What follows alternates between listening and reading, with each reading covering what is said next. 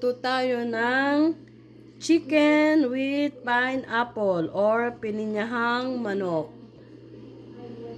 So, oil, then maglalagay din ako ng margarine. Ito, Star Margarine.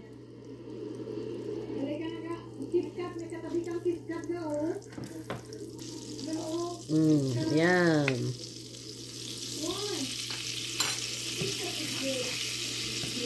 Oil and margarine para hindi masunog agad ang margarine.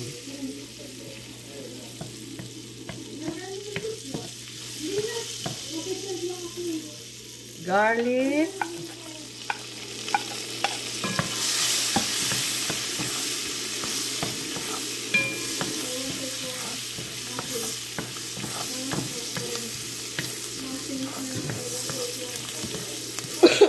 Excuse me.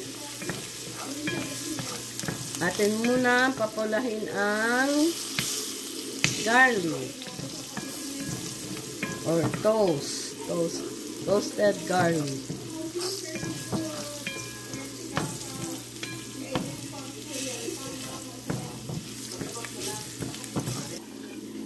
Onion.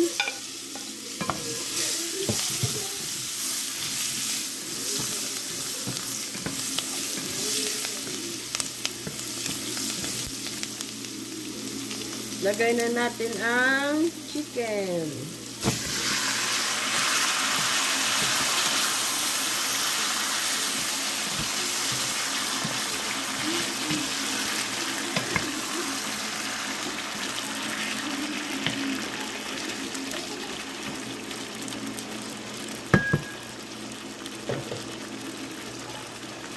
Takpan muna natin siya para siya ay maluto or yung sinasabi nilang sangkutsahin muna ang chicken.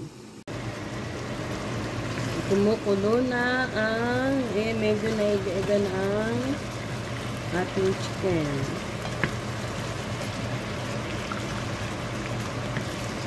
Atin siyang lulutuin muna bago lagyan ng mga lahok. Atin muna siyang like tustahin. Ano ba yun? Tustahin. Bago tustahin. Now, medyo toasted na siya. Gagamitan natin siya ng spaghetti sauce para manamis-namis.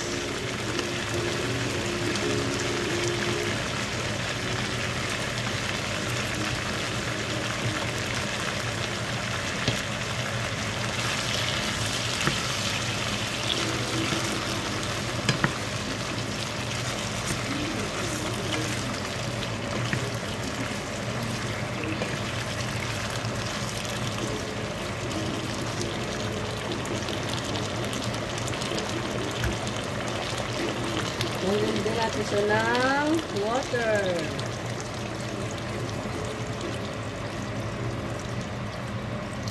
Atin siyang pakukuluin.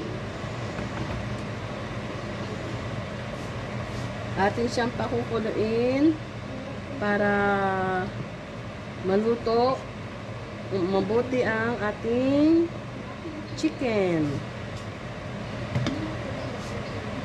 Guys, lagay na rin pala natin ang pineapple juice.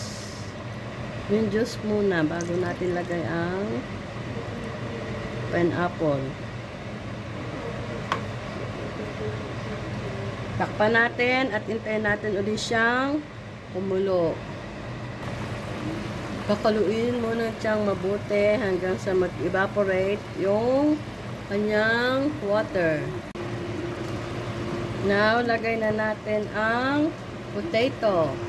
Binabad ko ang potato sa water para hindi siya mangitim. Lagay na natin ang potato.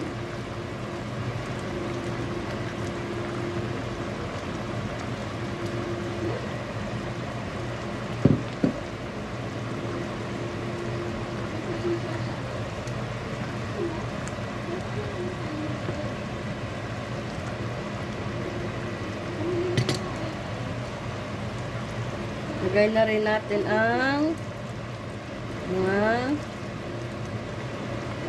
pineapple.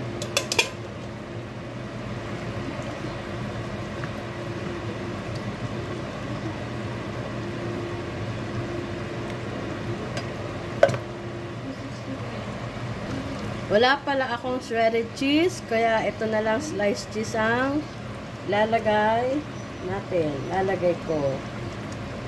Nilagyan natin ng dalawa. Lagyan natin ng cheese para lalong mas masarap ang ating chicken with pineapple or pininyahang manok.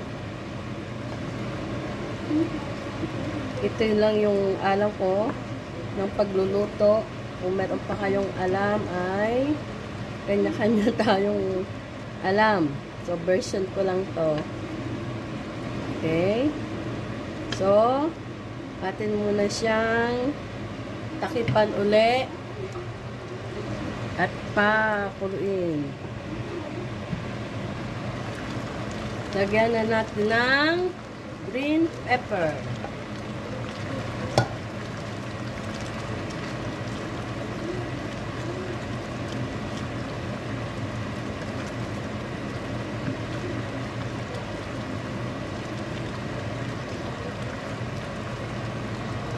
Malapit na siyang maluto, so pakuluan pa rin ulit natin ang pakuluan hanggang sa mabawasan yung kanyang sabaw.